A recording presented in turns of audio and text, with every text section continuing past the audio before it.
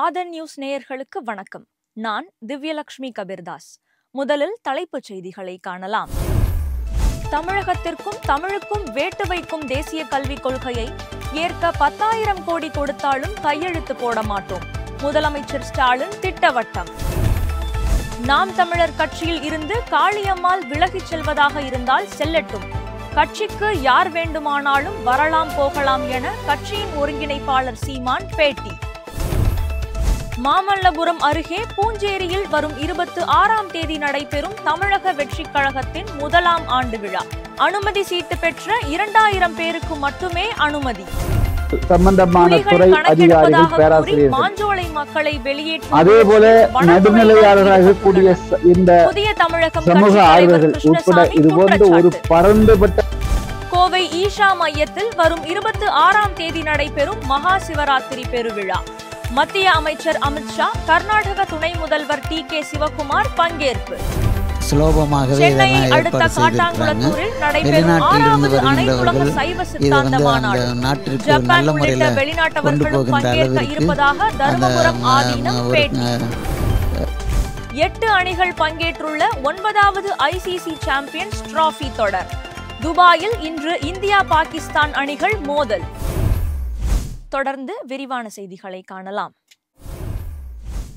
மத்திய அரசின் தேசிய கல்விக் கொள்கை தமிழ்நாட்டுக்கும் தமிழுக்கும் வேட்டு வைக்கும் கொள்கை என குற்றச்சாட்டிய முதலமைச்சர் மு.க.ஸ்டாலின் 10,000 கோடி ரூபாய் கொடுத்தாலும் அதில் கையெழுத்திட மாட்டேன் என திட்டவட்டமாக தெரிவித்துள்ளார். கடலூர் மாவட்டம் விருத்தாச்சலத்தில் பள்ளி கல்வித்துறை மற்றும் தமிழ்நாடு மாநில பெற்றோர் ஆசிரியர் கழகம் சார்பில் பெற்றோர்களை கொண்டாடுவோம் விழா நடைபெற்றது. அந்த விழாவில் அப்பா என்ற புதிய செயலியை முதலமைச்சர் மு.க.ஸ்டாலின் வெளியிட்டார். பின்னர் நிகழ்ச்சியில் உரையாற்றிய முதலமைச்சர், இந்தியாவிலேயே கல்வி தரத்தில் தமிழ்நாடு 2ஆம் இடத்தில் உள்ளது என பெருமிதம் தெரிவித்தார். தமிழ்நாட்டின் கல்வித்தரத்தை மத்திய அரசின் பொருளாதார ஆய்வறிக்கை பாராட்டியுள்ளது என அவர் சுட்டிக்காட்டினார். தமிழ்நாட்டுக்கு தர வேண்டிய 2,152 கோடி ரூபாயை தராமல் மத்திய அரசு நிறுத்தி வைத்துள்ளது என குற்றம் சாட்டிய அவர், சமஸ்கிருதத்துக்கு 1,488 கோடி ரூபாய் ஒதுக்கீடு செய்த மத்திய அரசு 8 கோடி பேர் பேசும் தமிழுக்கு 74 கோடி ரூபாயை மட்டும் ஒதுக்கி இருக்கிறது என குற்றம் சாட்டினார். தேசிய கல்விக் கொள்கையை ஒருபோதும் ஏற்க மாட்டோம் என திட்டவட்டமாக தெரிவித்த முதலமைச்சர் ஸ்டாலின், தமிழ் மொழியை அழிக்க நினைத்தால், ஆதிக்கம் செலுத்த நினைத்தால் விடமாட்டோம் என கூறினார். தமிழ்நாட்டு சகோதரிகளுக்கு தாய் மாமனாக முதலமைச்சர் செயல்பட்டு வருகிறார் என அமைச்சர் ஏ.வ. வேலு பெருமிதம் தெரிவித்துள்ளார்.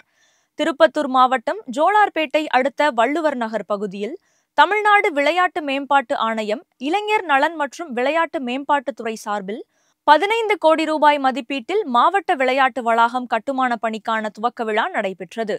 இதில் அமைச்சர் ஏ.வ. வேலு கலந்து கொண்டு பணிக்கான பூமி பூஜை செய்து அடிக்கல் நாட்டினார். மேலும் ஆதியூர் ஊராட்சியில் இந்தியன் வங்கி கட்டிடம், மகளிர் சுய உதவிக்குழு கட்டிடம், பத்திரப்பதிவு அலுவலகம் உள்ளிட்ட கட்டிடங்கள் அமைக்கவும் அடிக்கல் நாட்டினார்.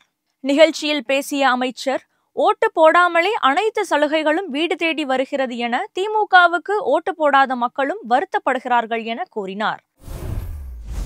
நாம் தமிழர் கட்சியில் இருந்து காளியம்மாள் விலகிச் செல்வதாக இருந்தால் செல்லட்டும் என தெரிவித்துள்ள அக்கட்சியின் ஒருங்கிணைப்பாளர் சீமான், தங்கள் கட்சிக்கு யார் வேண்டுமானாலும் வரலாம் போகலாம் என தெரிவித்துள்ளார்.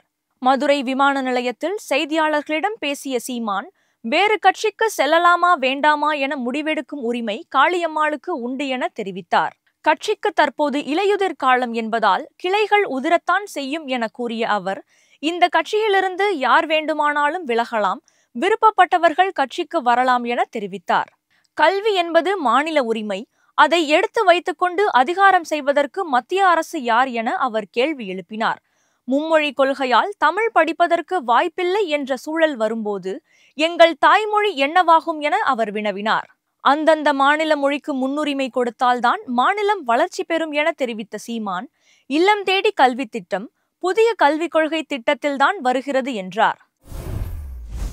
புலிகள் கணக்கெடுப்பதாக கூறி மாஞ்சோலை மக்களை வெளியேற்றும் முயற்சியில் வனத்துறையினர் ஈடுபட்டுள்ளனர் என புதிய தமிழகம் கட்சி தலைவர் கிருஷ்ணசாமி குற்றம் சாட்டியுள்ளார். தென்காசியில் சம்பந்தமான துறை செய்தியாளர்களிடம் அதிகாரிகள், பேசிய அவர், பேராசிரியர்கள், களக்காடு முண்டந்துறை புலிகள் அதேபோல காப்பக இயக்குனர் வரும் நடுநிலையாளராக 24ஆம் இருக்கக்கூடிய தேதி இந்த புலிகள் சமூக கணக்கெடுப்பு பணி ஆர்வலர்கள் தொடங்க உட்பட இருப்பதாக இதுபோன்ற செய்தி ஒரு வெளியிட்டுள்ளார் என பரந்துபட்ட அவர் கூறினார். குழுவும் சேர்ந்து மாஞ்சோலை வழக்கு ஆய்வு உச்சநீதிமன்றத்தில் செய்தால் அடுத்த மாதம் மட்டும்தான் 3ஆம் தேதி இந்த விசாரணைக்கு களக்காடு வரவுள்ள நிலையில் முண்டந்துறையில் தற்போது புலிகள் வனத்துறை இருக்கிறதா புலிகள் இல்லையா கணக்கெடுப்பதாக என்பதே கூறுவது தெரியும். மாஞ்சோலை பகுதி மக்களை வெளியேற்றும் எனவே முயற்சியாகவே அதைத்தான் தெரிகிறது இன்றைய என குற்றம் சாட்டினார். பத்திரிகையாளர்களிடத்திலே நான் மாஞ்சோலை சொல்வதற்காக பகுதி இதை மக்களை நான் இந்த எளிதாக வெளியேற்றி நிகழ்ச்சியை விடலாம் என ஏற்பாடு தமிழக அரசு எனவே திட்டம் தீட்டியுள்ளதாக அவர் 24ஆம் தேதி குற்றம் முதல் சாட்டினார். தமிழக அரசு வனத்துறை நம்முடைய மட்டும் களக்காடு புலிகள் முண்டந்துறை கணக்கெடுப்பில் கலந்து பகுதியில் கொள்ளாமல் சமூக நடைபெறுவதாக ஆர்வலர்கள், இருக்கக்கூடிய புலிகள் பத்திரிகையாளர்கள் உள்ளிட்ட கணக்கெடுப்பை பலரையும் ஒருங்கிணைத்து வனத்துறை கணக்கெடுப்பு நடத்த அதிகாரிகளை வேண்டும் என மட்டும் அவர் வைத்துக் கூறினார். கொண்டு மத்திய அரசின் மும்மொழி கொள்கையை முழுமையாக ஆதரிப்பதாக தெரிவித்துள்ள இந்திய ஜனநாயக கட்சியின் நிறுவனர் பாரிவேந்தர், மத்திய அரசு இந்தியை திணிக்கவில்லை என கூறினார். சென்னை தீநகரில் செய்தியாளர்களிடம் பேசிய அவர், தமிழக அரசு இந்தி தமிழகத்திற்கு வந்துவிடுமோ என்று பயப்படுவதாகவும், மும்மொழி கொள்கை மூலம் யார் வேண்டுமானாலும் எந்த மொழி வேண்டுமானாலும் மூன்றாவது மொழியாக எடுத்துக் கொள்ளலாம் என்றும் கூறினார். மாணவர்கள் பல மொழிகளை கற்க வேண்டியது மிகவும் அவசியம் என கூறிய அவர், மத்திய அரசு இந்தியை திணிக்கவில்லை என தெரிவித்தார். சாதி வாரிய தமிழகத்துல மும்மொழி கொள்கையை ஏற்க மாட்டோம் சொல்லிட்டு இருக்காங்க. ஏன்னா மும்மொழி கொள்கை வந்து பாத்தீங்கன்னா இந்தியை திணிக்கிறாங்கன்னு சொல்லி தமிழகத்துல சொல்றாங்க. உங்களுடைய பார்வை? சென்னையை அடுத்த காட்டாங்குளத்தூரில் நடைபெறும் 6வது அனைத்துலக சைவ சித்தாந்த மாநாட்டில் ஜப்பான் உள்ளிட்ட வெளிநாட்டவர்களும் பங்கேற்க இருப்பதாக தருமபுரம் ஆதீனம் தெரிவித்துள்ளார். சென்னை தீநகரில் செய்தியாளர்களிடம் பேசிய அவர், வரும் மே மாதம் 3ஆம் தேதி முதல் 5ஆம் தேதி வரை சைவ சித்தாந்த மாநாடு நடைபெற இருப்பதாகவும், இந்த மாநாட்டிற்கு வெளிநாட்டவர்களும் வருகை தந்து தங்களது கட்டுரைகளை வெளியிட உள்ளனர் என்று தெரிவித்தார். இந்த மாநாட்டில் சுமார் 1500 கட்டுரையாளர்களும் பார்வையாளர்களும் வரவேற்புரை ஆற்ற உள்ளனர் என ஜப்பான் உள்ளிட்ட 10 நாடுகளில் இருந்து வெளிநாட்டவர்களும் இதில் பங்கேற்க உள்ளனர் என தெரிவித்தார். இந்த மாநாட்டில் 10க்கும் மேற்பட்ட சைவ சித்தாந்த நூல்கள் வெளியிட உள்ளன என கூறிய ஆதீனம், மாநாட்டில் பங்கேற்க பிரதமர், முதலமைச்சர், ஆளுநர் உள்ளிட்டவர்களுக்கு அழைப்பு விடுக்க உள்ளோம் என்றார். கூட்ட நெரிசலை தவிர்க்க பதிவு செய்த 2000 பேருக்கு மட்டுமே மாநாட்டில் பங்கேற்க அனுமதி வழங்கப்படும் என தருமபுரம் ஆதீனம் தெரிவித்துள்ளார். ஈஷாவில் நடைபெறும் மகா சிவராத்திரி விழாவில் மத்திய அமைச்சர் அமித்ஷா பங்கேற்க உள்ளார். கோவை ஈஷா யோகா மையத்தில் மகா சிவராத்திரி பெருவிழா வரும் 26ஆம் தேதி கோலாகலமாக கொண்டாடப்பட இருக்கிறது. மகா சிவராத்திரி விழா ஆதியோகி முன்பு வரும் 26ஆம் தேதி மாலை 6 மணிக்கு தொடங்கி மறுநாள் காலை 6 மணி வரை கொண்டாடப்பட உள்ளது. சத்குரு முன்னிலையில் நடைபெறும் இந்த விழாவில் சக்தி வாய்ந்த தியானங்கள், மந்திர உச்சாடனைகள், தலைசிறந்த கலைஞர்களின் இசை நிகழ்ச்சிகள் உட்பட பல்வேறு அம்சங்கள் இடம்பெற உள்ளன. மகா சிவராத்திரி விழாவில் மத்திய உள்துறை அமைச்சர் அமித்ஷா, கர்நாடக துணை முதல்வர் டி.கே. சிவகுமார் ஆகியோர் சிறப்பு விருந்தினர்களாக பங்கேற்க உள்ளதாக தெரிவிக்கப்பட்டுள்ளது. திருச்செந்தூர் அருகே குலசேகரன்பட்டினம் பகுதியில் விண்வெளி பூங்கா அமைக்க நிலம் எடுப்பதற்கு எதிர்ப்பு தெரிவித்து 500க்கும் மேற்பட்டோர் உண்ணாவிரத போராட்டத்தில் ஈடுபட்டனர். திருச்செந்தூர் அருகே குலசேகரம்பட்டினம் பகுதியில் தமிழக அரசின் தொழில் முதலீடு ஊக்குவிப்பு மற்றும் வர்த்தகத்துறை சார்பில் விண்வெளி பூங்கா அமைக்கப்பட உள்ளது. இதற்காக சுமார் 1000 ஏக்கர் விவசாய மற்றும் கிராம பகுதி இடங்களை கையகப்படுத்துவது குறித்து கடந்த ஜனவரி மாதம் அறிவிப்பு வெளியானது. இந்த நிலையில் விண்வெளி பூங்கா அமைக்க நிலம் கையகப்படுத்துவதற்கு எதிர்ப்பு தெரிவித்து உடன்குடி ஒன்றியத்திற்குட்பட்ட ஆதியாக்குறிச்சி, குலசேகரப்பட்டினம், கொட்டாங்காடு உள்ளிட்ட 15ற்கும் மேற்பட்ட குக்கிராமங்களை சேர்ந்த விவசாய மக்கள் உண்ணாவிரத போராட்டத்தில் ஈடுபட்டனர். விண்வெளி பூங்காவிற்கு விவசாயிகளின் நிலங்களை கையகப்படுத்துவதற்கு எதிர்ப்பு தெரிவித்து கண்டன முழக்கமிட்டனர். நடிகர் விஜயின் தமிழக வெற்றி கழகத்தின் ஆண்டு விழாவில் 2000 பேர் மட்டுமே கலந்து கொள்ள அனுமதிக்கப்பட இருப்பதாக தகவல்கள் வெளியாகியுள்ளது. நடிகர் விஜய் கடந்த ஆண்டு பிப்ரவரி 2ஆம் தேதி தமிழக வெற்றி கழகம் என்ற கட்சியை தொடங்கினார். 2026ஆம் ஆண்டு சட்டமன்ற தேர்தலை மையமாக கொண்டு தேர்தல் பணிகளை விஜய் மேற்கொண்டு வருகிறார். இந்த நிலையில் தமிழக வெற்றி கழகத்தின் 1வது ஆண்டு விழா பொதுக்குழு கூட்டத்தை வரும் 26ஆம் தேதி நடத்த முடிவு செய்யப்பட்டுள்ளது. அதன்படி பூஞ்சேரியில் 1ஆம் ஆண்டு விழா நடைபெறுகிறது. இதில் பங்கேற்க 2000 பேருக்கு மட்டுமே அழைப்பு விடுக்கப்பட்டுள்ளது.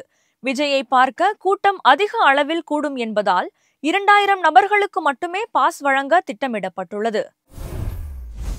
திருச்செந்தூர் சுப்பிரமணிய சுவாமி கோயிலுக்கு வருகை தந்த தஞ்சாவூர் அரசு பள்ளி மாணவிகள் பக்தியுடன் சுவாமி தரிசனம் செய்தனர். முருகனின் அறுபடை வீடுகளில் 2ஆம் படை வீடான திருச்செந்தூர் சுப்பிரமணிய சுவாமி கோவிலுக்கு தஞ்சாவூரில் உள்ள அரசு பள்ளி மாணவிகள் 350 பேர் வருகை தந்தனர். மாணவிகளை கோயில் நிர்வாகத்தினர் வரவேற்று சிறப்பு பாதை வழியாக கோயிலுக்குள் அனுமதித்தனர். கோயிலில் உள்ள கட்டிடக்கலைகள், பழங்கால கல்வெட்டுகளை ஆர்வமுடன் பார்த்த மாணவிகள் முருகப்பெருமானை பக்தியுடன் தரிசனம் செய்தனர். தனியார் கல்லூரியில் நடைபெற்ற விழாவில் விண்வெளி வீராங்கனை சுனிதா வில்லியம்ஸ் போல் உடை அணிந்து வந்த மாணவிக்கு உற்சாக வரவேற்பு அளிக்கப்பட்டது.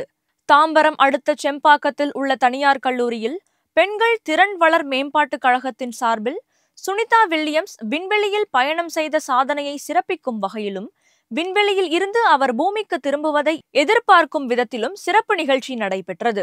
இந்த நிகழ்ச்சியில் மாணவி ஒருவர் சுனிதா வில்லியம்ஸ் போல் வேடமணிந்து வருகை தந்தது பார்வையாளர்களை வெகுவாக கவர்ந்தது. அந்த மாணவிக்கு உற்சாக வரவேற்பு அளித்தனர். இந்த காணொளி தற்போது சமூக வலைதளத்தில் வைரலாகி வருகிறது.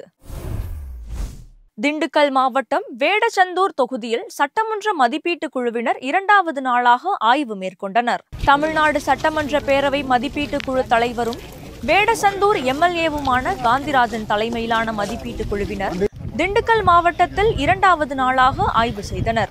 இதில் வடமதுரை ஊராட்சி ஒன்றியம், குளத்தூர் ஊராட்சியில் தடுப்பணை கட்டுமான பணிகள் மற்றும் பாலம் கட்டுமான பணிகள், அயோத்திதாசர் திட்டத்தின் கீழ் கட்டப்பட்டு வரும் திருமண மண்டப கட்டுமான பணிகள், ஏரியோடு நெடுஞ்சாலைத்துறை அலுவலகம் மற்றும் பயணியர் விடுதி, வேடசந்தூர் பேருந்து நிலைய கட்டுமான பணிகளை ஆய்வு செய்தனர். ஐசிசி சாம்பியன்ஸ் டிராபி கிரிக்கெட் தொடரில் துபாயில் இன்று நடைபெறும் லீக் போட்டியில் இந்தியா பாகிஸ்தான் அணிகள் பல பரீட்சை நடத்துகின்றன. 9வது ஐசிசி சாம்பியன்ஸ் கோப்பை கிரிக்கெட் போட்டி பாகிஸ்தான் மற்றும் துபாயில் விறுவிறுப்பாக நடைபெற்று வருகிறது.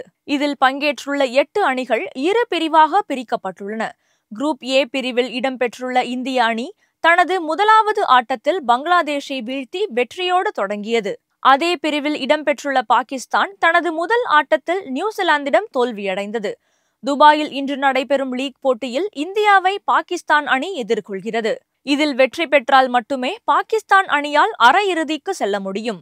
இந்திய அணி இப்போட்டியில் வெற்றி பெற்றால் ஏறக்குறைய அரையிறுதி வாய்ப்பை உறுதி செய்துவிடும். இதனால் இந்த ஆட்டம் மிகவும் விறுவிறுப்பு நிறைந்ததாக இருக்கும் என எதிர்பார்க்கப்படுகிறது. மதியம் 2:30 மணிக்கு இப்போட்டி தொடங்குகிறது. இத்துடன் இந்த செய்தி அறிக்கை நிறைவடைகிறது. நன்றி.